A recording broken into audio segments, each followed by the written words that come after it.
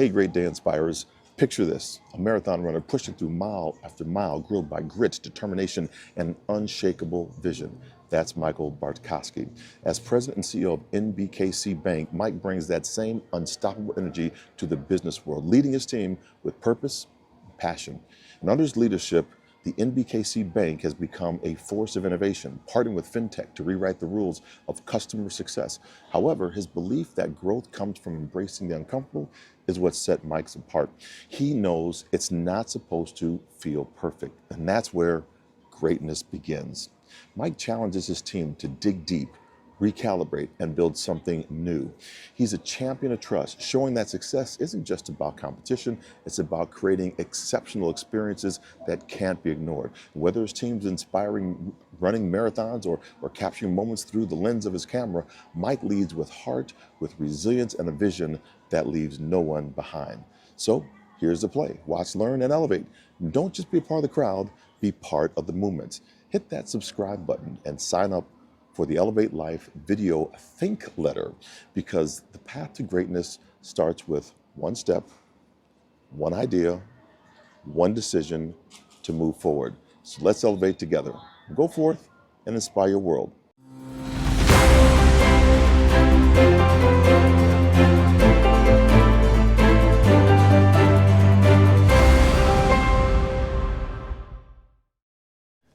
All right, back with Mike Bartkoski here, and we're at the bank. And thank you so much for taking some time. It's so wonderful to have you here. Yeah. Oh, I really appreciate it. Speaking here. What is it that you have had to amputate, and then what have you had to elevate to find your success? Yeah. I think the thing, and this goes back even to the beginning of my career. I had to get my head around the fact that there was going to be a decent amount of discomfort. So I think when you're an athlete, you think about it in the life. Former athlete. Former athlete. Once an athlete, always an athlete. Y'all had that chili downstairs. Yeah. And you have that experience of like, if you want to do something, you're going to have to work hard for it. It's kind of a given in our work life and our personal lives that, yeah, you're going to have to work for things. But there is a reality that means you will be uncomfortable from time to time. And you go through these periods of time of growth and then some recovery and then more growth and then you recover. And in those periods of growth, there's a lot of time when you just have to get out of your comfort zone. You're going to do something that's new. You're going to do something that's hard. You're going to do something that you're not good at. Every level that you step through in a career, in a relationship, it pulls on new muscles. I mean, it stresses you in different ways. And unless you can accept the fact that it's just not going to feel perfect all the time, you'll not make a lot of progress. Do you think, you said something that's now intrigued me. And one is about hard work. If we look at like a quadrant model, we see sometimes there are people that work hard, high reward. We also see people that have worked hard, low or no reward. We've seen people that don't work so hard, high reward. Yeah. And we see some people that don't work so hard, no reward. When you look at the output, what do you think are the determining factors for the top left box? Work hard, high reward. High reward. That's an interesting question. Gosh, honestly, the folks that combine working hard with also kind of seeing themselves in the light of reality. Some of that is just baseline humility. Some of it's a willingness to stretch themselves, to ask for opinions, to build relationships. They end up getting quite a bit further than the folks that are just like, I'm going to go and bust rocks all day. And there is a thing of just, you're going out and you're pushing as hard as possible and you're working really, really hard inside of the thing, inside of the business, inside of the task, inside of the relationship, and you never step outside of it enough to take inventory of like, okay, how's this going? How can I recalibrate, get some other opinions, pull other people in, and understand like, hey, the way that I'm doing it today and tomorrow and the next day, it probably needs to change over time. It's not going to be exactly the same. Your needs today, your level of development are different than what they will be in a year from now. And I've seen some people get kind of stuck in, it starts out as a groove and it ends up as a rut, because they just want to keep doing it the same way and the same thing all the time. Doubling down on just, I'll redouble my effort rather than rethinking the how I'm doing it. And when you're looking at like in leadership, so you have it here, every organization does, you have your A players and you have those that you're trying to get up to become your A players. And the mindset around that rut of just kind of, I'm just going to work harder in my rut. We just dig deeper ruts. What's the leadership philosophy that you use to try to help people turn that corner, put down the shovel, let's get the ladder, get out of here so that we can actually elevate the organization together? Yeah.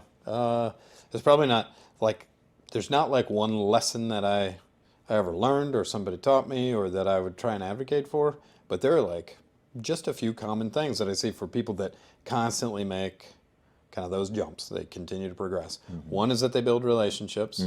They get to know other people. So you were talking to me earlier about what you do with some of your presentations. You hike it out to people that you trust, that have some domain expertise, that can give you real feedback. You take influence from the outside. You're willing to change.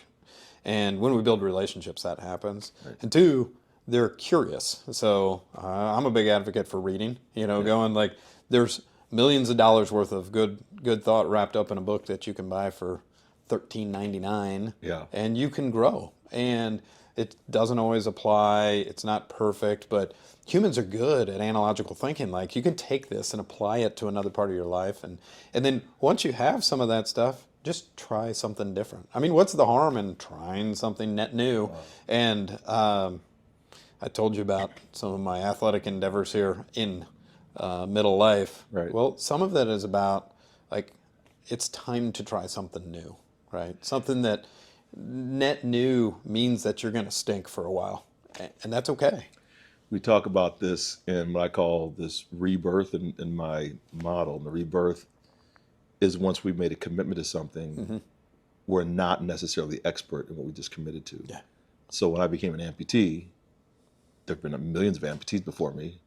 I don't know how to be an amputee. Yeah. Right. So I have to learn and give myself space and grace to grow in this process. And I wanted to go back to what you were saying. You and your team, Kansas relays. Right. One of my most favorite coaches, Stanley Redwine, and so he coached for Arkansas before he came to KU. When you think about trying something new, right, leading from the standpoint of trying something new, you all set a record in it. And tell me a little bit more about how that came to be and why you chose to go after something like this. Well, first off, I was a runner for a long period of time, and by most measures, people will be like, "Oh, you're a good runner, done whatever." But the reality is that I spent a lot of time just being an average by way of commitment, not average by way of anything else. Just my commitment to really excelling wasn't particularly high, so that's fine. I was coming off of a good experience of a race, and I'm around some other folks that I train with. And, that's the great thing about having accountability with other folks is like, okay, they're going to help. What do they want to encourage? They want to encourage you to level up, like do something different. Yeah. And somebody's like, hey, like, you want to get on the track? Like, let's do it. And it's one thing to train on a track. It's another thing to race on one and put yourself out there. And you get a lot of weird looks being a middle-aged guy, hopping into a track meet. I mean, it's unique enough. But you go out there and there's this whole other world. And then suddenly one day you realize, hey, I'm capable of this. And then a series of weeks and months go by of, being out on the track in the dark in the morning and, you run until you're about to fall over and your legs are wobbly down that last 100 and you're like, this seems like a horrible idea. And then you get to have your moment. Yeah, you get to have that experience. And that experience, I mean, there's no staying power to one particular race or otherwise, but it's more about what it brings out of you and your willingness to just try it. Yeah, it's fascinating when people go through these iterations, and I get it. Learning how to run with an artificial leg again after being like a world-class athlete was very humiliating, right? I mean, after going through this, everybody's looking at me, what they're thinking about me. All this stuff was like internal to me. Nothing, they weren't thinking about anything like that. But it was me. That's right. When you look at humility, you relate that now to the job. How does that serve you in your role as CEO here? Yeah. The truth of the matter is that most people would follow almost anyone into a fight if they trust you. And trust accrues over time.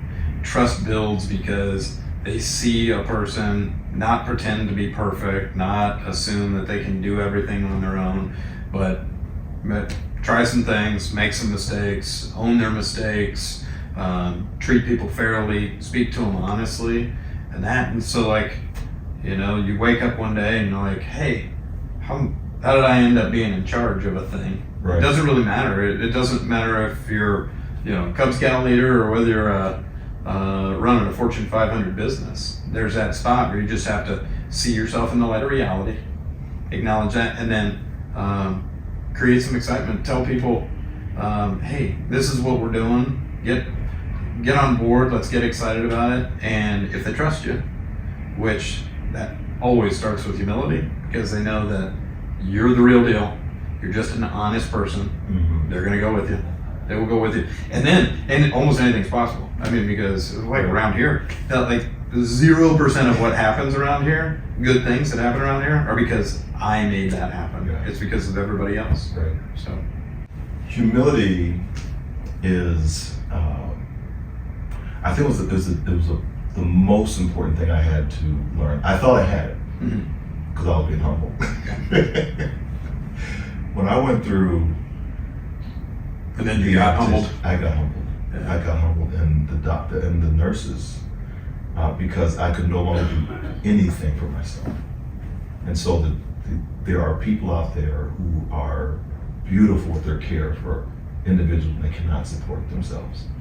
And this team of doctors and nurses at the Western Medical Center in Wichita, Kansas, they really helped me through that process.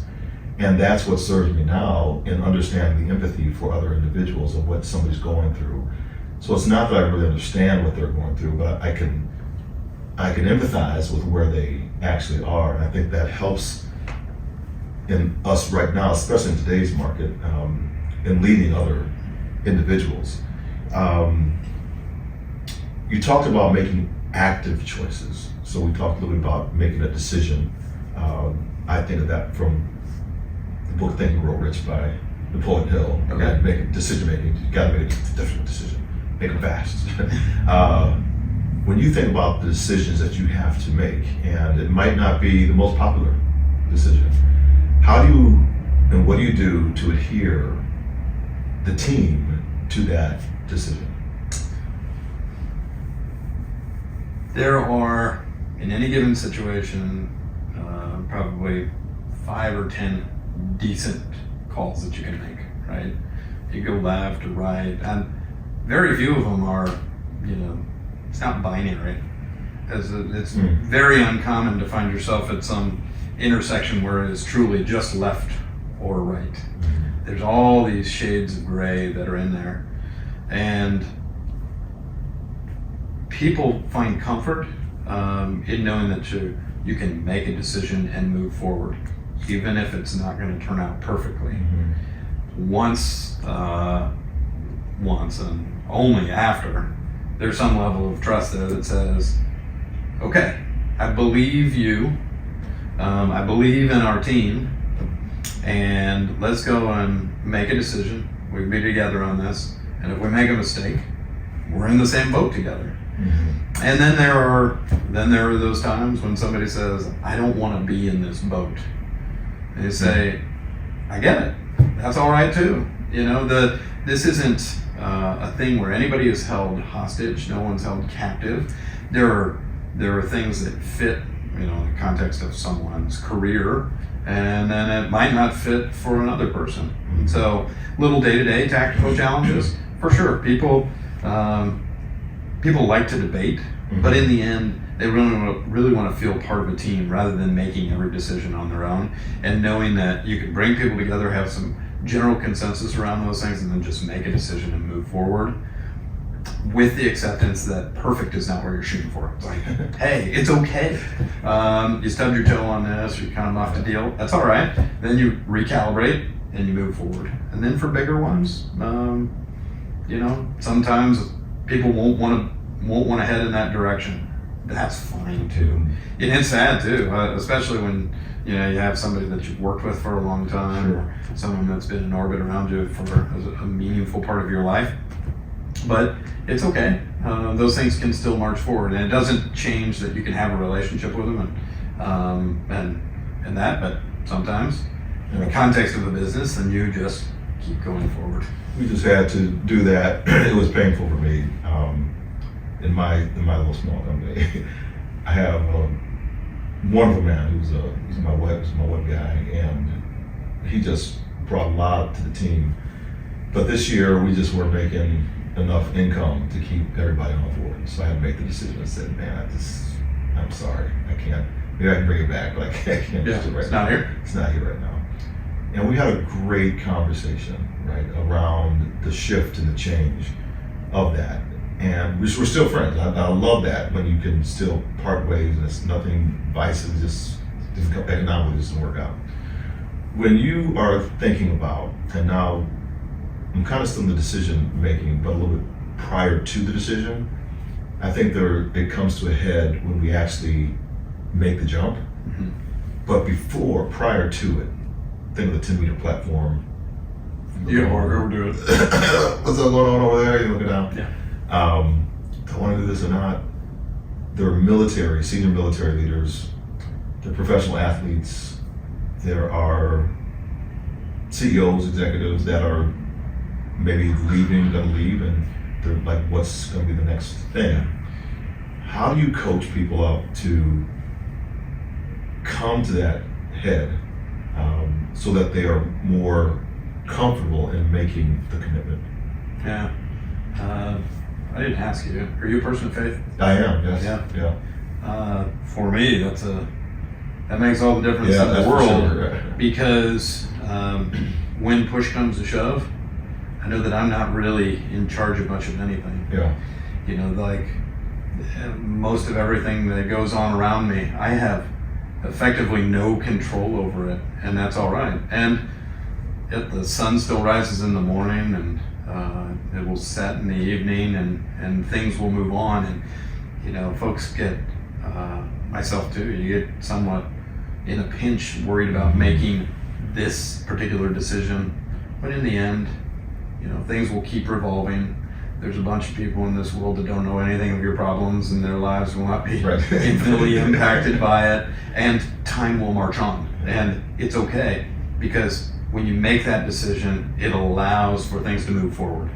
You have to make a decision at a point and then march forward. That's okay, own it, wear it. And again, if it's less than perfect, that's all right.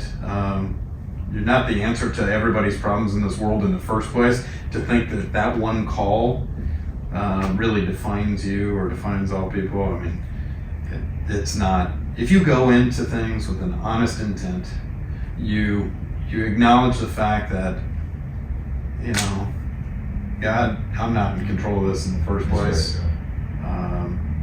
Yeah. Grace shines on the good and the bad decisions, however that is. Amen. Yeah. Amen is right. So Mike, tell us how you sold the bank. This is great. I love coming in here and. What's quick? How do I sell the bank? Yeah. So I'm coming in. I'm moving to KC. Yeah. I'm looking for a bank. Yeah. Why should I come here? Well, you've got inside knowledge now, Yeah. and because you met our people, Oh my gosh. and that's the Amazing. that's the special sauce here. Yeah, we've got a good product lineup, and I think that we're competitive from a price standpoint. But those don't really separate us that much from everybody else. I mean, the biggest thing is we've got this outside of these walls. We've got this disproportionate level of talent and a disproportionate level of care. So we do a lot of stuff in the online space. So we have customers across all 50 states, and a lot that will not walk through our doorway or won't meet us face to face, and they look at reviews and they read this and that and the other, and embedded in those are these stories. They're the stories about Trent, or they're the stories about David, or they're the stories about Kelly and what Robin, the impact those people have in their life. Because when they do talk to us, when they're having a problem, Right. yeah, like I had a need, I just need my bank to kind of get out of the way of what my normal life looks like, and I need to phone a friend right now, right? And that the highest compliment that anybody can pay us, and really how I feel about our brand, like what we really have to offer, are creating great experiences where you can interact with somebody, you can interact with a tool set or otherwise, and we just make it easy for you to live your life. Finance is it's embedded in a bunch of different things that we do, but it's not particularly interesting. You just want it to work. And when you have a challenge, you want a human being to be able to help you. Fantastic. Thanks for your time. You're great. Today. I mean, this is just solid. We're gonna close the show out. We're gonna go back out and get some chili because the chili's really good downstairs, and we'll be back with you all a little bit later. Go forth, inspire your world, everybody. We'll see you in a bit.